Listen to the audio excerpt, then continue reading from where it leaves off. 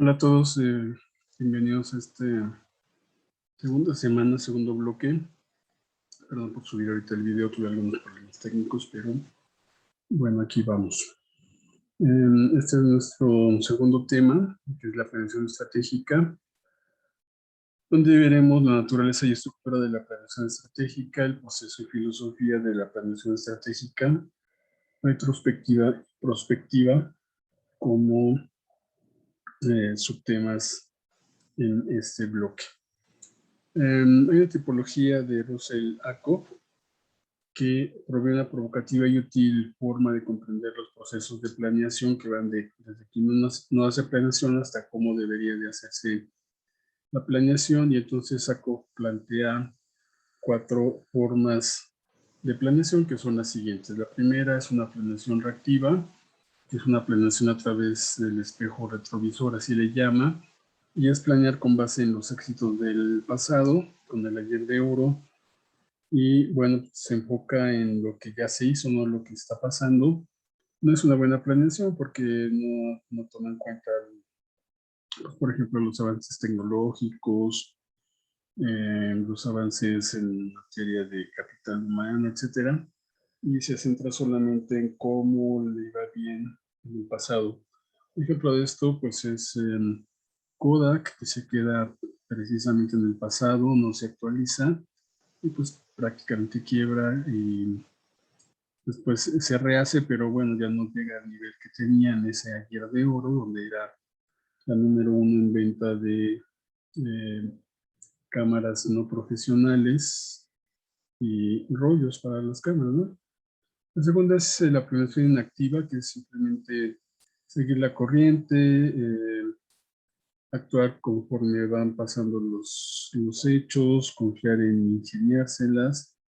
Y esto es lo que hace la mayoría de las empresas, no solo pequeñas, también algunas organizaciones más grandes, pero esto involucra un alto riesgo de que la empresa no progrese.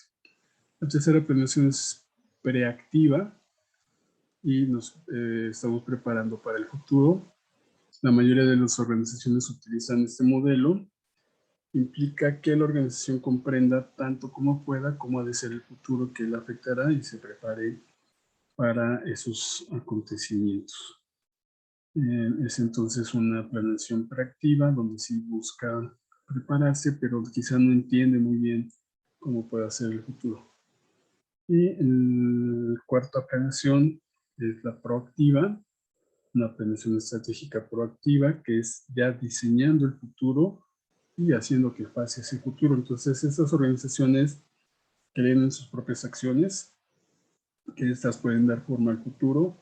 No es que ellas piensan, estas organizaciones y obviamente sus directivos y sus fundadores piensan que el futuro no está ya establecido, sino que se puede ir creando, y trabajan para diseñar ese propio futuro.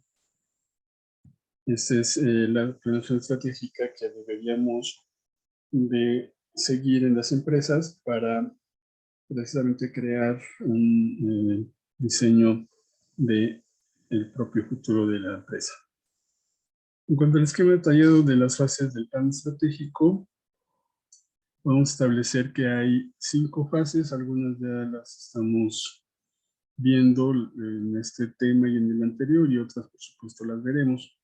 En esa primera fase hablamos de esquemas del plan estratégico, de la visión, misión, de los valores corporativos, y hablaremos hoy de las unidades estratégicas de negocio, un poco del análisis del entorno en general, externo e interno, para posteriormente hablar de algunas matrices como el DAFO, FODA o SWOT, y un análisis CAME y algunas otras matrices, alrededor de 11 matrices más de planeación estratégica.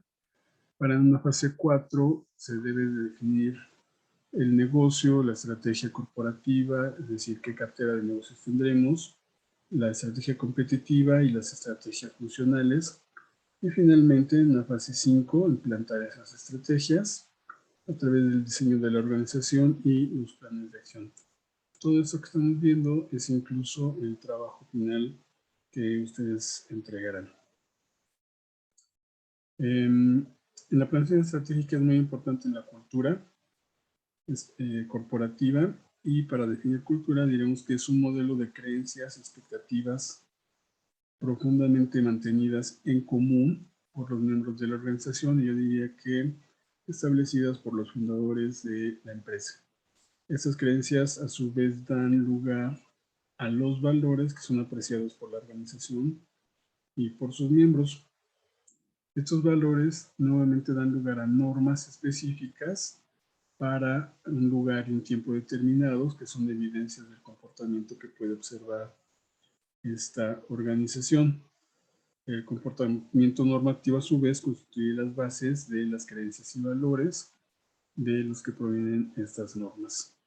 Y es un circuito cerrado: creencias, valores, normas, creencias, y este es el proceso de desarrollo cultural corporativo, y explica la tenacidad que exhibe esa cultura entre los miembros de la empresa, que se entienden pues como miembros de un equipo. Los valores descansan en supuestos que son establecidos, como decía, básicamente por los fundadores, por los dueños de la empresa, o deberían ser establecidos por ellos, y tienen su impacto en los stakeholders. ¿Qué son los stakeholders? Bueno, pues son los proveedores, los clientes, competidores, empleados, sindicatos, gobierno, etcétera, que interactúan con la empresa. Y esos valores de los fundadores, ellos buscan y quieren que se apliquen también a través de los proveedores, de los clientes, los competidores, los empleados, para llegar todos a un fin común. Y esto lo hacen estas empresas que tienen mejor desempeño, mejor desarrollo, son más eficientes, más rentables.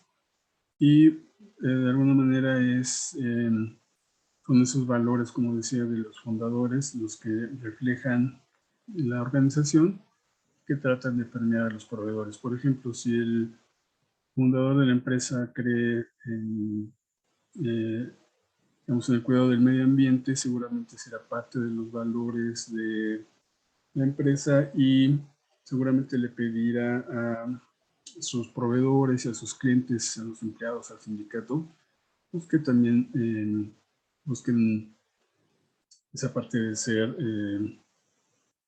de cuidar el medio ambiente, ¿no? Entonces seguramente no contratarán con proveedores que no cuiden el medio ambiente, o quizá no le vendan a clientes que no cuiden el medio ambiente, o no contratarán empleados que no cuiden, o despedirán empleados que tiren basura, etc. Todo eso se refleja en los valores de los fundadores en la empresa, y repito, buscan que los stakeholders también los tengan. Esos valores se dan con los siguientes elementos, y básicamente en este orden. Primero, los valores personales, incluso del fundador de la empresa, que lo transmite al equipo, que los transmite a la organización. Eso genera una filosofía operativa que genera una cultura organizacional, y involucra finalmente a los stakeholders de toda de la organización, para que todos tengan, digamos, los mismos valores y trabajen sobre el mismo objetivo, y bueno, logren ese objetivo, y en teoría pues todos, empresa y stakeholders, puedan crecer y progresar en la misma medida. La cultura organizacional pues constituye la forma en que todos los miembros de la organización funcionan en términos de valores, en términos de la filosofía, y entonces eso genera la cultura. La cultura mantiene unida a la gente de la organización y le da significado y propósito a la vida de las personas, y por supuesto a la propia organización. Cada día más y más se está haciendo obvio que aquellas organizaciones que tienen una fuerte cultura, es decir, tienen un sistema de reglas informales o formales, que se expresan cómo deben comportarse normalmente sus miembros y que permiten a sus miembros sentirse bien en el trabajo, pues tienen un alto desempeño. Si vemos pues las 500 de Standard & Poor's, todas cumplen esos requisitos. Bimbo, en el caso de México, FEMSA, Cemex y algunas otras empresas tienen su cultura organizacional muy bien desarrollada, muy bien definida. Y bueno, eso se nota en un alto desempeño de las empresas. Por tanto, en cuanto a la conducta de la empresa, diremos que tiene que ver con en qué creemos, pero realmente es que creía originalmente el fundador de la empresa. Eso nos lleva a generar valores corporativos, una filosofía empresarial y una entidad corporativa, pero todo viene pues, de en qué cree el fundador. Nuestro fundador tiene valores socialmente aceptados, morales, y seguramente los transmitirá al igual que si no los tiene.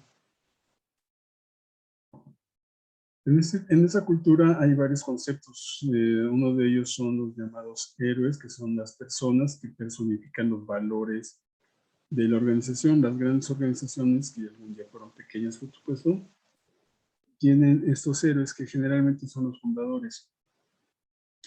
Por ejemplo, Howard Schultz, que viene de pues, ser una persona que no tenía muchos recursos y logra pues, fundar finalmente Starbucks a través de toda una serie de acciones que le llevan a conseguir el dinero, tener las ideas, etc. Steve Jobs de igual manera, recuerden que se crea en un garage con $2 millones de inversionistas, etcétera, Amazon igual. O sea, todas estas empresas lo que tienen en común son esos héroes que tienen valores y una visión bien definida, y eso los hace generar una cultura donde todos trabajan hacia el mismo objetivo. Y bueno, el resultado ahí está, son empresas exitosas, que repito, ninguna de ellas empezó siendo grande, fueron creciendo con todos estos factores. También hay ritos y rituales que son ceremonias y rutinas que están programadas para definir expectativas, es decir, los mismos valores en la organización para sus empleados. Algunas empresas tienen bien definidos los rituales. Por ejemplo, Walmart, si ustedes van a las 7 de la mañana a algún Walmart, bodega o demás, pues la gente se reúne, incluso no les dan mucho caso a los clientes a esa hora, porque es parte de los ritos y rituales para pues, inmiscuirse en la cultura y buscar ser más eficientes y más rentables durante el día. La mayoría de estas empresas, si no es que casi todas las que estoy comentando, de esos 500 de Standard & Poor's y muchas empresas corporativas mexicanas, tienen estos ritos y rituales buscando, insisto, que la gente comparte esa cultura corporativa. Como decía, las organizaciones que tienen alto desempeño tienen una variedad de ritos y rituales como parte de su fuerte cultura, y ellos deben ser identificados como parte del proceso de planeación estratégica. Es decir, estos rituales y ritos deben de ser identificados como parte del proceso. Y eso pues, le da pertenencia a los colaboradores, trabajan mejor, se desempeñan mejor, son más rentables y también reciben el beneficio de las empresas. Que copié algunas frases de, centramos Starbucks México, que es la traducción de Starbucks en Estados Unidos. Pero aquí encontramos primero que dice Howard Schultz que cuando te rodeas de personas que comparten contigo un compromiso apasionado en torno a un propósito común, todo es posible. Starbucks tiene una serie de ritos, rituales, por supuesto que Howard Schultz es el héroe de Starbucks. Ya se retiró, pero anteriormente iba a diferentes Starbucks. Él se ponía en la barra a hacer los cafés, atendía las mesas y demás. Y bueno, pues los colaboradores lo veían como un héroe, ¿no? Como un rockstar. Hay algunos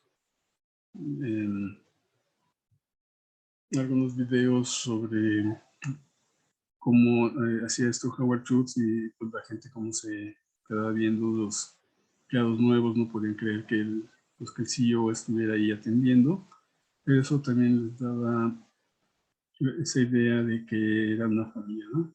Parte de la cultura corporativa.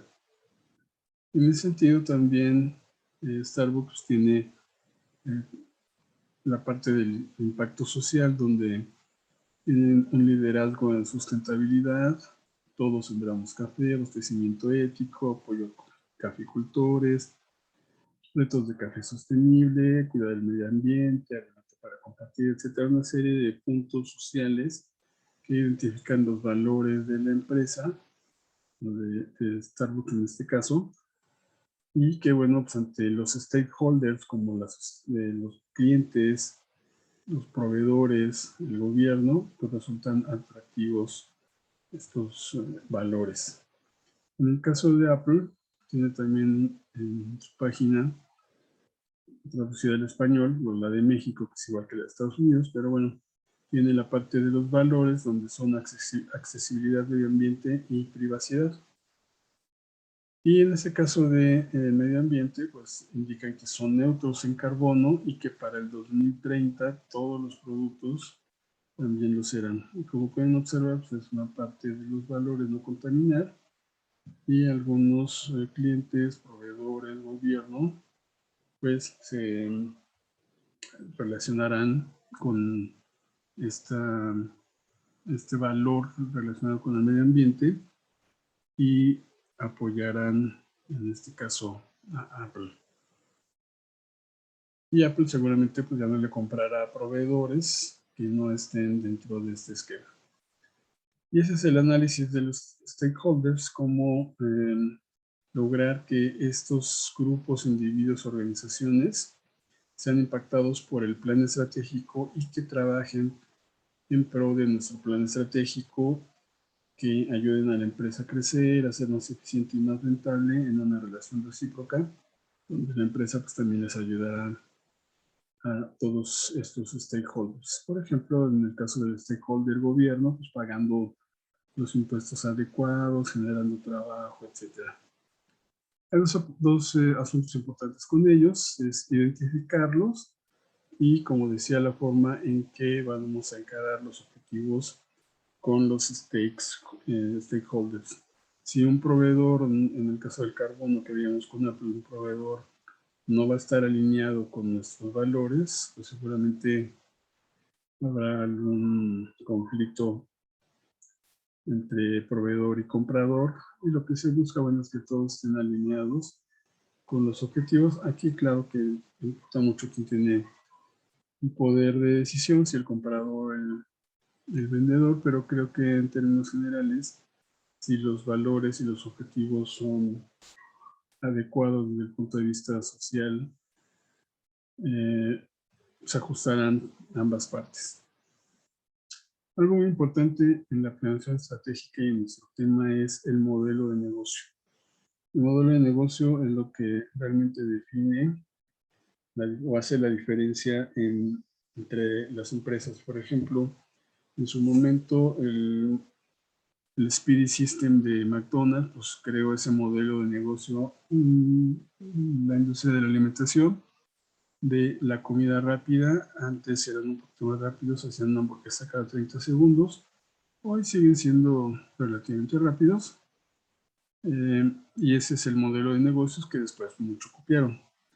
Y cuando copias el modelo, pues tienes que adecuarlo y ofrecer algo adicional en tu modelo, como el caso de Burger King, que tiene el modelo también del Speedy System.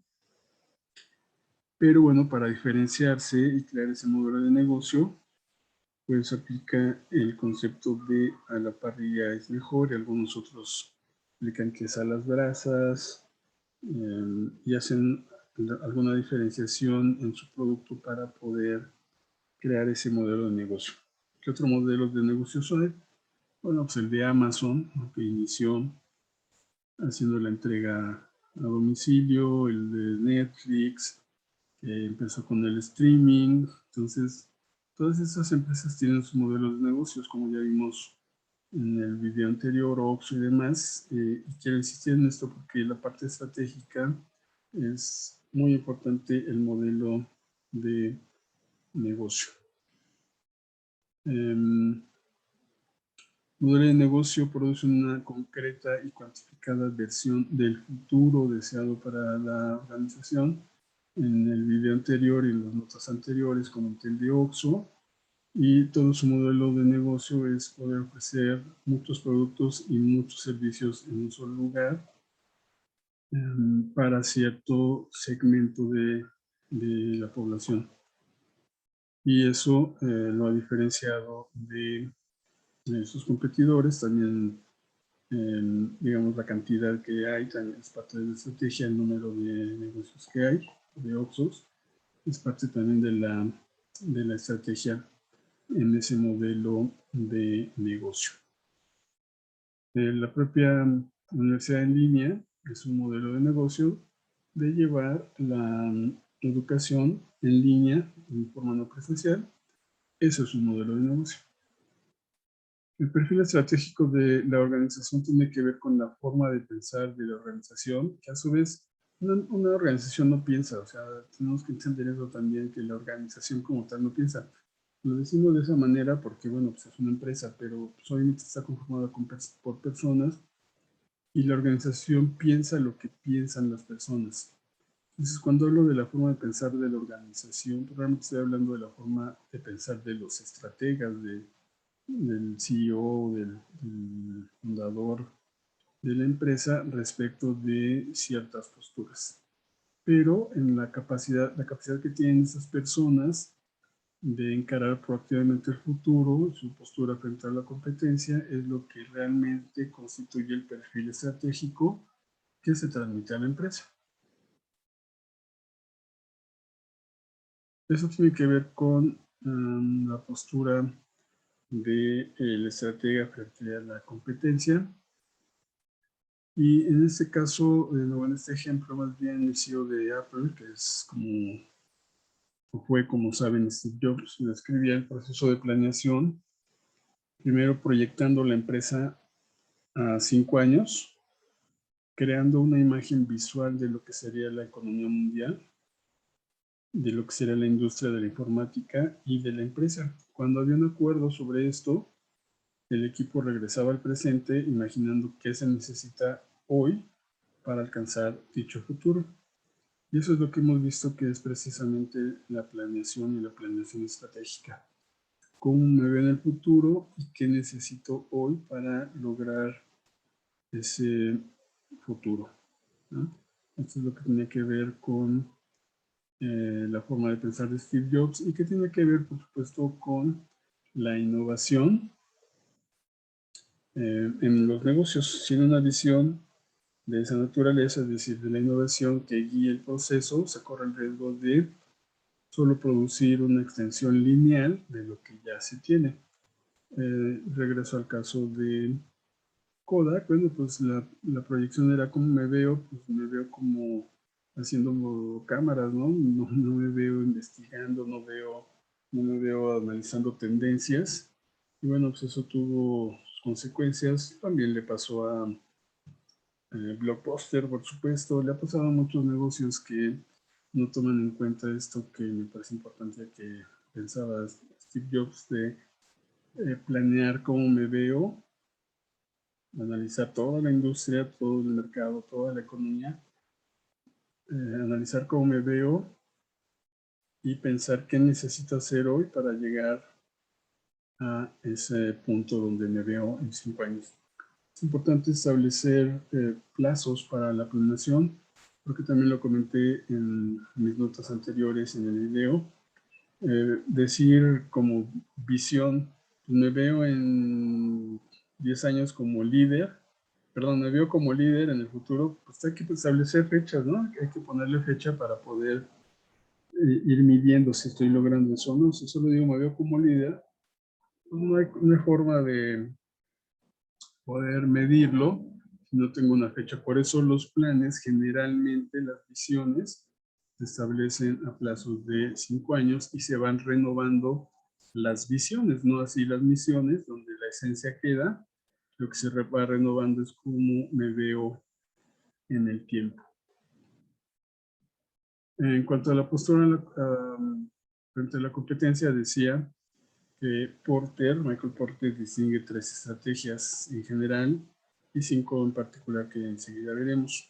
Eso en un análisis de la economía, un análisis externo que después nos llevará a ver nuestras debilidades y fortalezas. Entonces, una de estas fuerzas es la diferenciación, es decir, para poder competir tengo la opción de diferenciarme de los demás, por ejemplo 3M, por ejemplo Rolls Royce, ¿no? Tiene una diferenciación de hacer los autos a mano totalmente personalizados, a diferencia de las armadoras, que los autos son en general iguales, aunque a diferentes precios, pero esa es una diferenciación.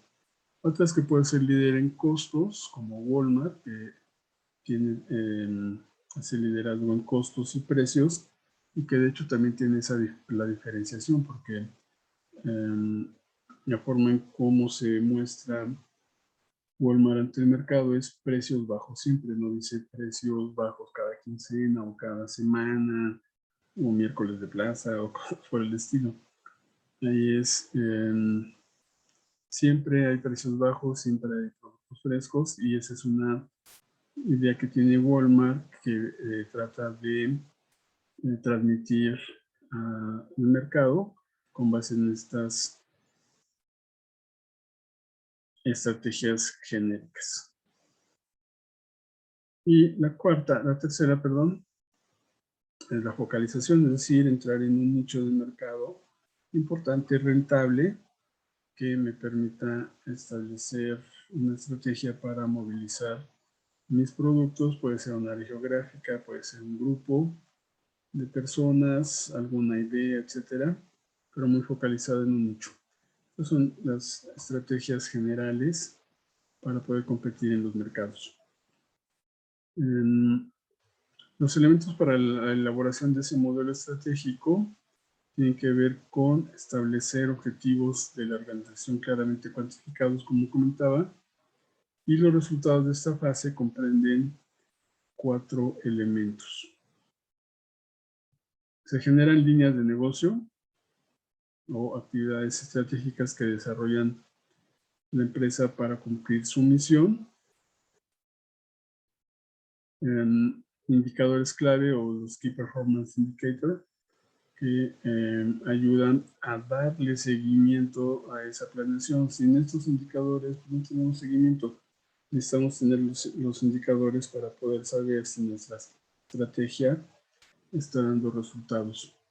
También establecer e identificar iniciativas estratégicas a través de las cuales la organización logrará esa visión, es decir, dónde estamos dentro de 5 años. No son líneas de negocio, no son tampoco indicadores clave, sin embargo, normalmente estas iniciativas pueden impactar las líneas principales de negocio. Entonces, hay que ver cuáles son esas estrategias, esas iniciativas estratégicas que debemos seguir para lograr cumplir con los objetivos de la planeación estratégica. Y por último, la cultura nuevamente.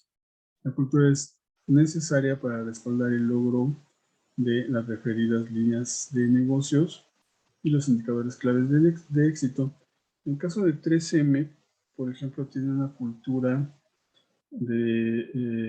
corporativa en el sentido de dejar que sus investigadores, que normalmente son sus empleados, pero también investigadores de buen nivel, y 3M los deja de trabajar ciertas horas a la semana dentro de su mismo horario de trabajo y les da los recursos. Le dice, bueno, si quieres usar no sé, estoy inventando el láser, los microscopios, el material, lo que tú quieras, utilízalo, pero me tienes que dar un producto. ¿Qué genera con esto 3M? Bueno, porque la gente esté contenta de que pueda aplicar sus conocimientos, que pueda innovar. ¿Y qué gana 3M? Bueno, pues que si innovan, ese producto se le queda a 3M, por supuesto.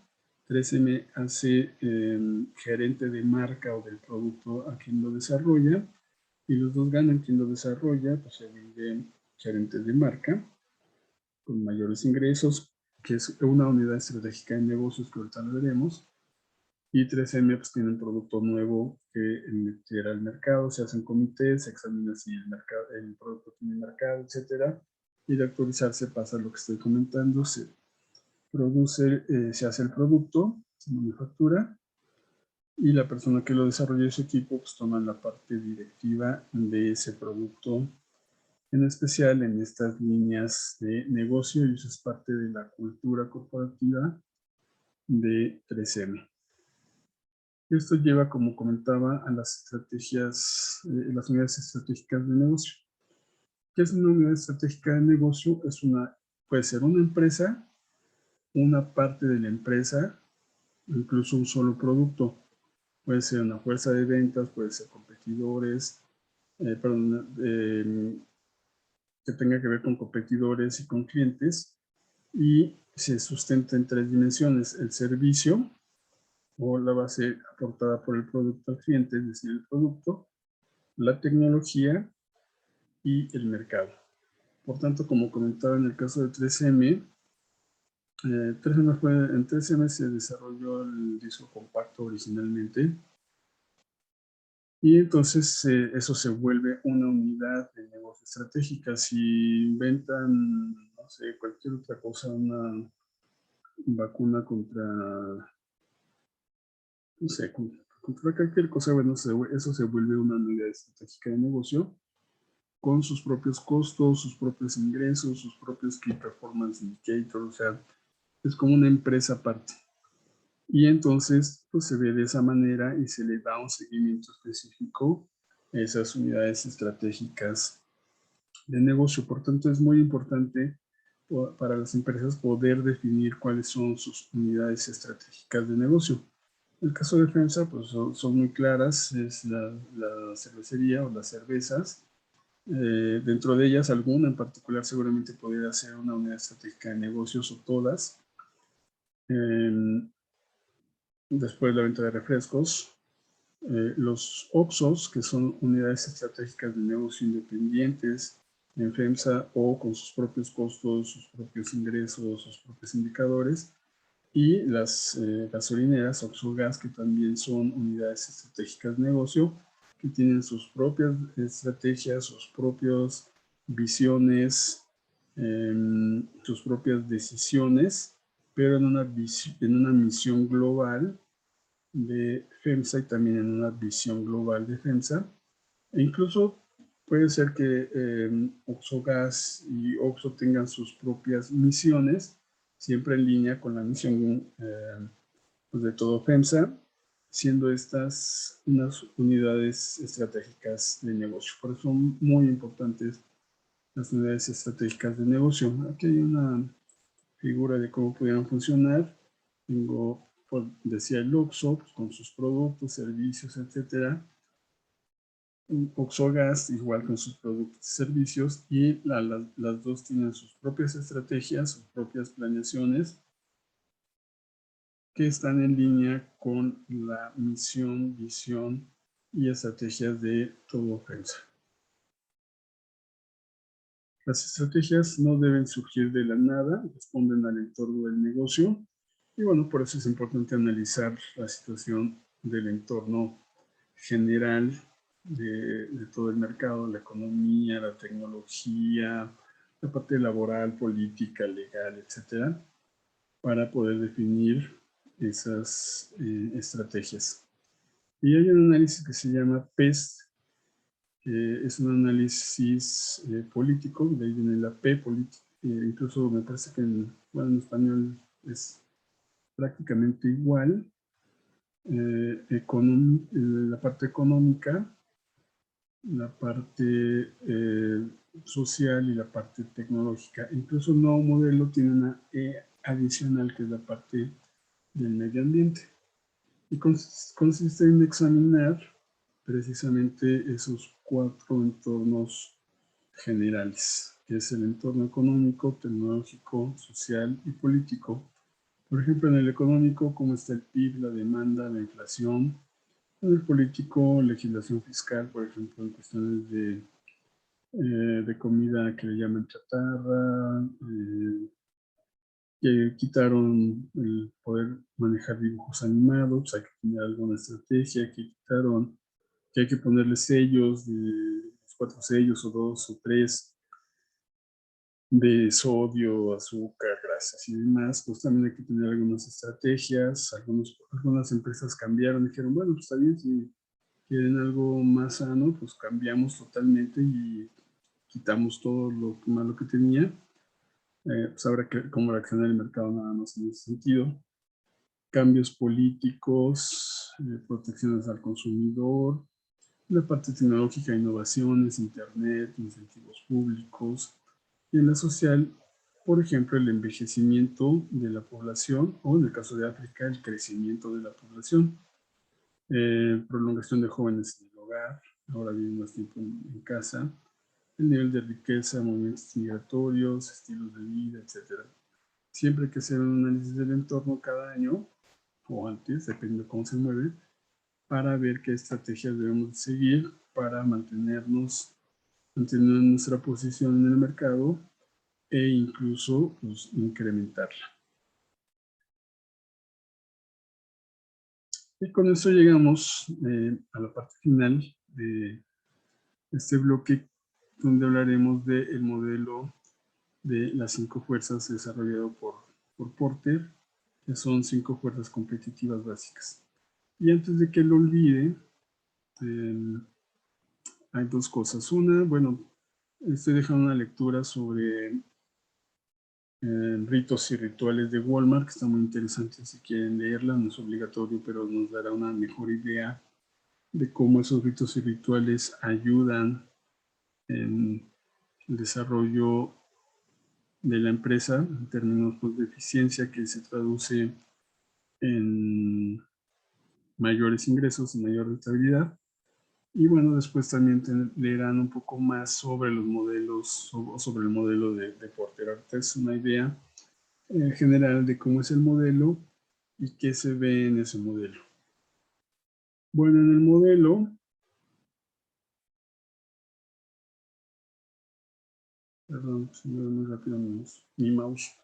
Esas 5 fuerzas son la competencia en el mercado, voy a ir en orden mejor, el poder de negociación de los clientes. Si yo soy proveedor de un cliente que tiene el poder en la negociación, pues tendré que establecer cierto tipo de estrategias para poder negociar con él. 2, si hay una fuerte competencia en el mercado o si no hay competencia, dependerá también mucho de esa situación. Mis estrategias, recordando que los mercados son monopolio, oligopolio, duopolio, competencia pura y competencia monopolística. Podríamos concentrarnos un poco en competencia monopolística, por ejemplo, que son empresas que son similares, pero que tienen precisamente una diferenciación. Por ejemplo, un restaurante. Hay cientos de restaurantes, pero hay muchos que sobresalen porque tienen un diferencial y eso diferencial los hace prácticamente monopólicos, por eso se llama competencia monopólica. Una tercera fuerza es la amenaza de nuevos entrantes, para lo cual habrá estrategias para bloquear a esos nuevos entrantes. Por ejemplo, una forma no de bloquear, pero sí de tener un menor impacto en los nuevos entrantes y en la competencia que están haciendo algunas instituciones financieras. En el caso de la Afore es como obligarte a firmar un contrato donde le dices que no te vas a cambiar en los próximos 3 años, por ejemplo, ¿no? Es una forma de no bloquear los nuevos entrantes, pero sí pues, no dejarles mucho mercado. O el hecho de que compres un sistema de cable, que digan, pues mira, te voy a dar un buen precio, pero quédate 2 años conmigo, 1 año, o cierto tiempo. Eso bloquea a los nuevos entrantes. Cuarto, el poder de los proveedores, pues aquí es al contrario, si yo necesito azúcar y solo hay 2 proveedores o uno solo, pues ellos tendrán la fuerza para competir y yo tendré que establecer ciertas estrategias, al igual que el número 5, donde puedan haber productos sustitutos y tenga yo que tomar ciertas medidas. Esas estrategias generalmente pues, son de mercado, para poder competir con ellos. En el caso de los sustitutos, pues los ingenios azucareros pues, no vieron en general que venían productos sustitutos como, no sé, el elemento químico no lo recuerdo, bueno, creo que sacarina en algunos casos, como la sacarina o marcas como stevia o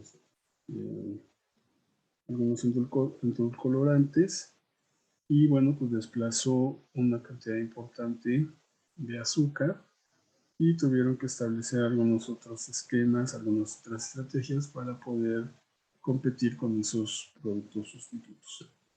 A grandes rasgos, este es el modelo de Porter que, insisto, ustedes profundizarán a través de las siguientes lecturas.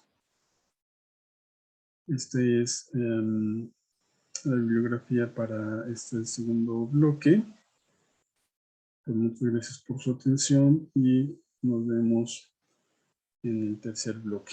Que tengan una buena semana, no olviden sus actividades. En la semana estaré contestando las que ya hicieron. Y bueno, pues sigo a sus órdenes para cualquier duda, comentario que tengan. Hasta luego.